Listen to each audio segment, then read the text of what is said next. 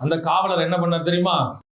போதகரை மிரட்டி இவரை இதுக்கப்புறம் அங்க சர்ச்சை நடத்தக்கூடாதுன்னு சொல்றதுக்காக அனுப்புனார்.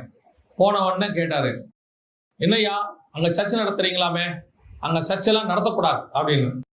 உடனே இவர் சொன்னாரு, சர்ச்சை நடத்தக்கூடாதுன்னு நீங்க சொல்லாதீங்க, நாங்க எல்லாம் முறைப்படி தான் வச்சிருக்கோம், இல்லைன்னா விட்டுருங்க, நான் மேலதிகாரி கிட்ட பேசிக்கிறேன்ட்டார்.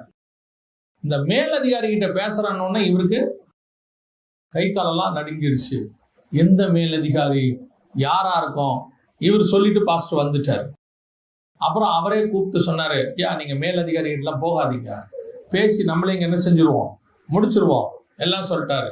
அப்புறம் கூட இருந்த அந்த நண்பர் கேட்டாரு, பாஸ்டர் நீங்க எந்த மேலதிகாரி உங்களுக்கு தெரியும்? இங்க எனக்கே தெரியாத நிறைய பேர். அவர் சொன்னாரு, நமக்கு மேல ஒரு அதிகாரி உட்கார்ந்துருக்கிறாரு, நம்ம ஆண்டவர் உட்கார்ந்துருக்காரு, அவரைத்தான் சொன்னேன்னு.